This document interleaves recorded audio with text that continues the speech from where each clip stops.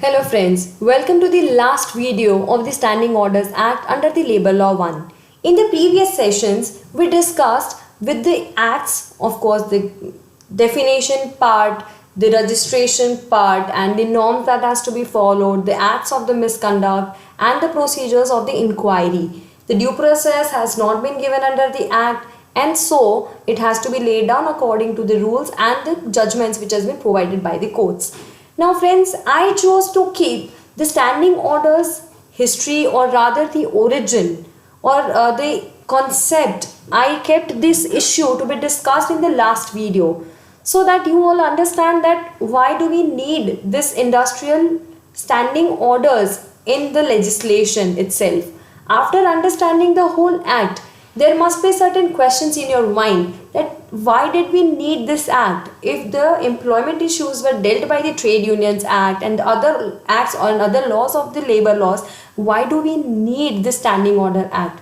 Standing order is like as given in the Merriam-Webster dictionary, the meaning, the phrase is defined as an instruction or prescribed procedure in force permanently or until charged or cancelled. In the industrial scenario, my friends, we can surely define that it is a set of the norms with reference to the conditions of the employment. Till now, we of course have understood that part. It is about the mutual consent with which the whole industry would be working. If we go back to the 18th century, my friends, or to be more specific, in the era of the laissez-faire, the policy of hire and fire was very dominant in the industry. Now, the basic economic law of demand and supply was the key factor in deciding the criteria for the wages, conditions of the services, terms of the employment, etc., etc. The employment and the workmen used to settle the terms and conditions of the employment expressed or implied after an individual bargain.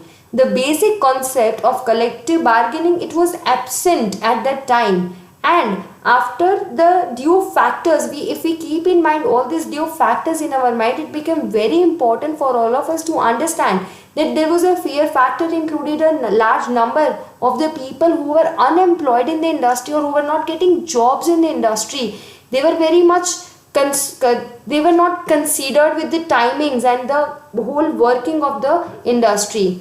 The rise of the trade unionism gave birth to the collective bargaining and workmen started to raise their demands after what we discussed. They put forward their grievances and concern through the trade unions. Now section 26 of the Bombay Industrial Dispute Act was the first proper legislation which rather forced the employers to fix upon the conditions of the employment. After the 6th Labour Conference, which was held in October 1944, my friends, it was decided to incorporate the provisions with regard to the standing order through one separate legislation, because there were different acts which was governing this whole issue of the employment and other terms of the employment. But we needed a very strong legislature which would give a highlight about these issues, which would discuss about all these issues, which would guide us or which would give the proper law for enforcement of these rights.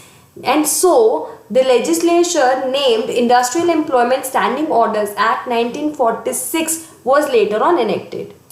So my friend, this was very important to understand after we studied the whole Standing Order Act, that why did we need the Standing Order Act in its own existence when we had all the laws in existence for the employer and of course for the settlement in the industry. So friends, this is the end of the sessions on the labor laws. We till now discussed about the Trade Unions Act, its importance, of course, objectives, the concept of the collective bargaining, industrial relationships, along with the standing orders and its inquiry proceedings at large with the important case laws.